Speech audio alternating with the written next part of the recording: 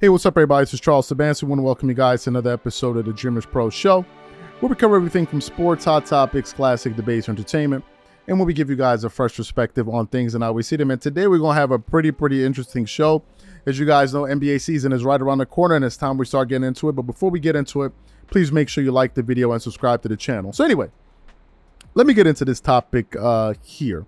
Now, this particular topic is something I've been thinking on over the last 2 days of whether or not we were going to produce this show or not. I wasn't 100% certain about this because I'd heard this story of circulating around the internet. Now, some of you guys may be saying, what are you talking about? Well, apparently there was this debate that was going on around the internet, which was basically centered on a poll or a question that NBA on ESPN posted, where they were essentially trying to gauge what people thought about the three players and who had the best season. Those three players that they were referring to was Stephen Curry, LeBron James, and Kawhi Leonard. Specifically, the years that they were talking about were 2016 Stephen Curry, 2018 LeBron James, and 2019 Kawhi Leonard. So that was the poll. That's what that was the question essentially that they put up. So I sat back and I thought about it. I'm like, well, how many people on our channel are really going to be interested in something like this? Like really, right? Usually we don't do topics like that where we compare three players. Usually we compare two players, like LeBron versus Jordan or LeBron versus Kobe Bryant, things like that. That's more enjoyable. But whenever you throw in that third variable, I wasn't sure. But then I started reading through some of the comments, and I saw that people were starting to get into some pretty spirited debates on Twitter. And I was like, oh my God, like people are really debating this. And speaking about healthy debates, this video is brought to you by our brand new sponsor, Athletic Greens. AG1 is a convenient nutritional supplement with 75 vitamins, minerals, and whole food source ingredients that meet all of your foundational nutrition needs. Now, here's a quick personal story that I think that may resonate with a lot of you. I went to college in Italy, and actually that's where I met the co-founder Dreamerspro Marco. And at that time, I was eating healthy whole foods, I was exercising regularly, and I was in the best shape of my life. Then life happened. I stopped exercising regularly. I started gaining weight because I wasn't able to exercise the way I used to and eat healthy the way I used to because I was moving around to different countries. And before I knew it, I couldn't even recognize myself anymore. So for the last 2 years, I've been really trying to focus on regaining my health and getting back in tip-top shape.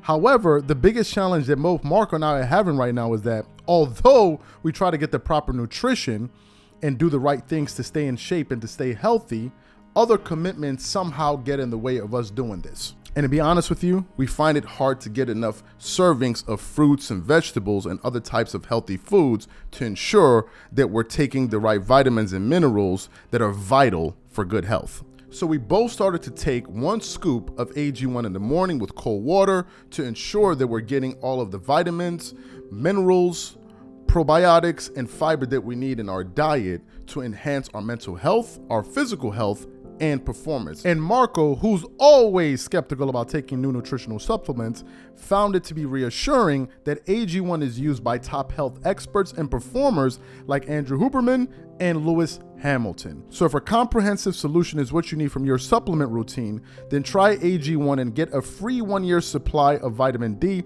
and 5 free AG1 travel packs with your first purchase. Go to drinkag1.com/dreamers. That's drinkag1.com/dreamers. Check it out. And remember, when you try AG1 by using the link in the description below, just know that you're supporting this channel. Thank you.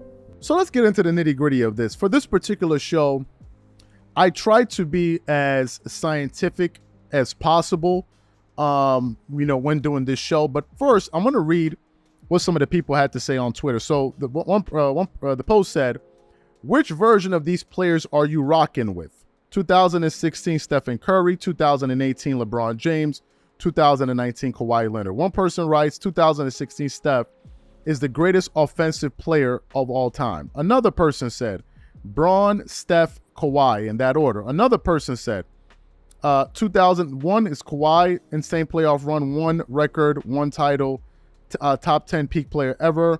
Then 2, he had 2018 Braun. And 3, he had 2016 Stephen Curry. Struggled in the playoffs due to a minor injury, didn't win the title. Another person said, which version is the best? They put up a poll, and about 62% of the people voted for LeBron out of 4,527 voters. Another person said 2018 LeBron is in a league of his own, don't care about the other two. Another person said, I'm sorry, but 2019 Kawhi is heavily overrated. He was historic, but he didn't belong in a conversation. He don't belong in a conversation with 2018 LeBron and 2016 Stephen Curry. And finally, one person said, a regular season, Steph, Braun, Kawhi, playoffs, Braun, Kawhi, Steph. So that's what those people had to say. As a matter of fact, we put up a poll right before producing this show, and the poll said the following. Who had the best postseason run? LeBron 2018, Curry 2016, and Kawhi Leonard, 2019. Now, this poll has not been up for that long. I'm sure this poll is going to generate thousands of votes. It has 1,300 votes in the 49 minutes. But of the people that have voted, 50% are going for Kawhi, 19% are going for Curry, and 31% are going for LeBron James. So that's what people are saying out there. Now, for me, as I said, I want to be as scientific as possible. I give you guys some data from what people from our audience is saying. Different audiences are going to say different things. But in this particular case, I want to break down this argument in 3 different categories, or in various categories. I want to look at the regular season stats, and I want to look at the accolades that were attained that season by both players. And then I want to look at the postseason stats and accolades. Now, remember, the years we're looking at, for people that want to go back and do, research this yourself, we're looking at LeBron James 2017-2018 season. We're looking at Kawhi Leonard 2018-2019 season. And we're looking at Curry 2015-2016 season. So those are the seasons that we're looking at. That year, LeBron, for the regular season, he averaged 27.5 points per game, which is great. 54.2% shooting from the field. 36.7% shooting from 3, which is the highest he has shot. Basically, it's the highest field goal shooting percentage he shot in the last arguably 10 years. So it's pretty impressive. He shot 73% from the free throw line. He got you 8.6 rebounds. Get this, 9.1 assists, 4.2 turnovers, which is a lot, but he did get you 1.4 steals and 0.9 blocks per game. So those are some pretty gaudy numbers. Now, in the case of Kawhi Leonard, that season, in the, what year are we looking at? We're looking at the 2018-2019 season. That was a single year he played for the Toronto Raptors. That season, Kawhi Leonard averaged 26.6 points per game on 49.6% shooting, 37.1% from the 3, 85.4% from the from the free throw line. He got you 7.3 rebounds, 3.3 assists, only 2 turnovers, with 1.8 steals, and 0.4 in blocks. And Stephen Curry, in the 2015-2016 season, he scored 30 points a game, 30.1 to be precise. He shot 50% from the field, 45.4% from the 3-point line, 90.8% from the free throw line, to go with 5.4 rebounds, 6.7 assists, only 3.3 turnovers, and 2 steals that year. And I also believe that was the year he won the unanimous MVP, regular season MVP. I'm going to verify this in a second. And he also won the scoring title, if I'm not mistaken, that year. As a matter of fact, let me pull up the stats or the accolades for Stephen Curry that year, because I know they were ungodly that year. In 2016, he won the regular season MVP. He made the All-Star team. What else? He made the All-First NBA team. What else did he do? He led the league in scoring, He won the three-point shooting contest, and he led the league in steals, and he shot 50, 40, 90 from the field. That was Stephen Curry that year. Let's look at Kawhi Leonard. What did Kawhi Leonard accomplish that year? Well, Kawhi Leonard in that season, what is it? No, Kawhi Leonard that year did not make an all-star team. He didn't make an all-NBA team that year. No, he made an NBA team that year. He didn't win a Defensive Player of the Year. He didn't lead the league in steals, nothing like that. Let's look at LeBron James that year, because I know LeBron is also going to have some pretty big stats. And the year we're looking at for LeBron is 2017, 2018. So that season, let me see. LeBron James, he didn't win the title. He didn't win the regular season MVP. He was an all-star, of course. Let me see. He made the all-first NBA team. What else did he do? So those are the two things that he did that season, right? So in terms of regular season accolades, Stephen Curry is blowing these dudes out of the water. It's not even comparable. It's nothing to even discuss. Nothing to discuss.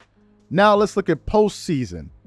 Postseason for LeBron James that year, we're looking at the 2017-18 season, where a lot of people think that was his best playoff run ever. In 22 games, get this, the guy averaged 34 points per game on 42 minutes per game.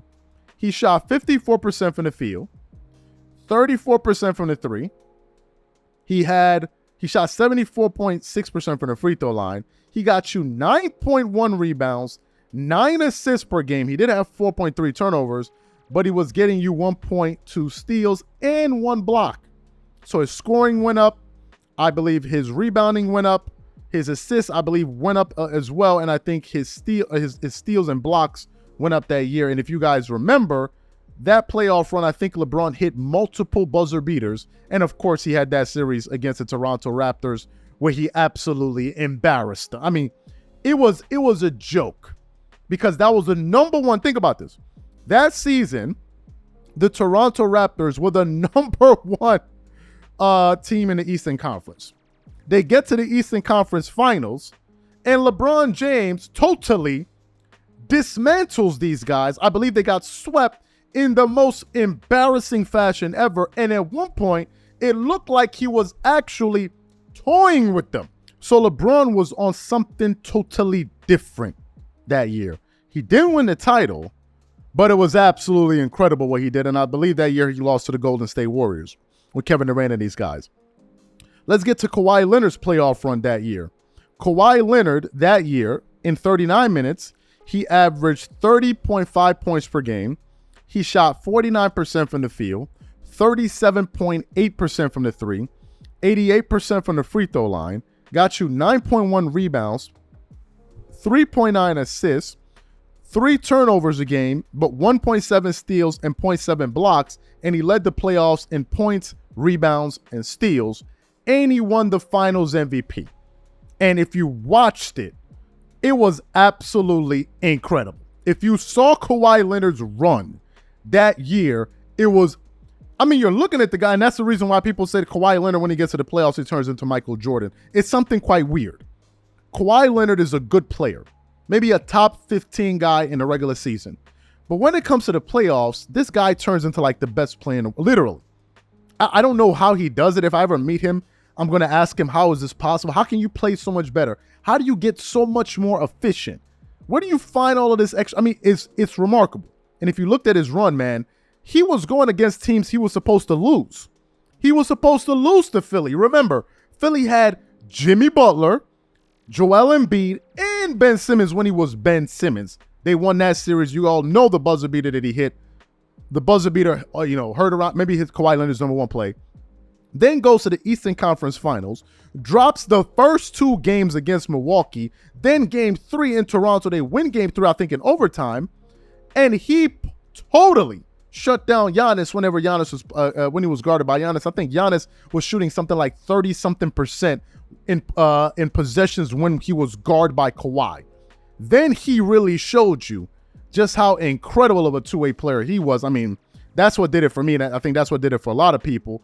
And of course, if you look at Stephen Curry, that season, in the 2015-2016 season, he scored 25 points per game on 43% shooting. Now get this. In the regular season, he shot 50%. His field goal shooting percent dropped to 43%, that 44, basically roughly 44. Three-point shooting stayed at 40, but it dropped from 45 to 40.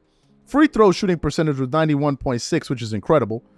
He got you a 5.5 rebounds, 5.5 assists. He averaged 4.2 turnovers a game. That's a lot. And 1.4 steals and 0.3 blocks. And Stephen Curry was a part of probably the biggest choke job in NBA history by giving up a 3-1 lead to LeBron James and the Cleveland Cavaliers with Kyrie Irving and Kevin Love and these guys, right? So those are what those gentlemen did those individual years. And some people say, well, you're picking this one to favor Kawhi. No, I picked something that they picked, right? So who do I think had the best year? Well, Curry obviously had the best season by far. It's not even close. Some people are arguing that's the greatest regular season in NBA history. So Curry won that. Between Curry and LeBron, Curry won that. It's not even close. Postseason, I think Curry falls out. I think it falls out, and it's now left between Kawhi Leonard and LeBron. Now, LeBron that year, he did average more points. He averaged 34 to Kawhi's 30. He shot a higher field goal shooting percentage, 53.9 to Kawhi's 49, although they score differently. Kawhi did shoot better than him at the free throw line. Both were very clutch. LeBron had the better all-around game in terms of his rebounding and assists, where he got 9.1 rebounds. I believe Kawhi Leonard that year averaged 9.1 rebounds as well. But LeBron beat him in assists with 9 to Kawhi's 3.9. But what you're not seeing in a box score here is the defense that Kawhi Leonard played. And this is the reason why it's important to watch games. Because if you just look at these numbers on their face, you'll say, well, LeBron obviously had the better season, but you also got to watch the game, right? You also got to watch the game to understand what's happening. In both runs, both guys were underdogs at various points. Going into the finals, I think most people would have thought the Cavs were the underdogs, although they had 3 great scores on that team. And I think one of those playoff runs, if I'm not mistaken, that playoff run, the Cavs trio of Kevin Love, LeBron James, and Kyrie Irving actually outscored the Golden State Warriors trio of Klay Thompson, Stephen Curry, and Kevin Durant. But overall, I got to give it to Kawhi because Kawhi won the championship. And we got to look at the season and the circumstances surrounding Kawhi's year, and I'll tell you why. Remember the year before, Kawhi Leonard was in purgatory. Like, they sent him to Canada. They sent him out of the country. Remember the issue with him in San Antonio the year before? I think the year before, he played less than 10 games the year before. And that year, he only played 60 games with Toronto. Going into those playoffs, no one was looking at the Raptors, although they had a very good seat. They had a very good regular season. They had a very good coach in Nick Nurse. But they had a lot of unproven guys. Marc Gasol, he was unproven, although he was a defensive player of the year before. You had Serge Ibaka. You had Kyle Lowry, all-star, unproven. Had never won, been a part of those choke jobs. You had Pascal Siakam, who had just become the most improved player of the year that year, right? So there was a lot of variables. You had Fred VanVleet, who really became Fred VanVleet that year, right? So to me, I would give the edge to Kawhi Leonard because he won. But LeBron's year was also incredible. So it's between those two guys, but I give Kawhi the slight edge over LeBron because of the circumstances, the players he beat, not being favored for 2 straight rounds against Philadelphia and against Milwaukee. So that's going to be my pick. So what I want to know from you guys is, who do you think had the best overall year? Whatever you guys think, please leave your thoughts in the comments, and we catch you on the next show. Peace.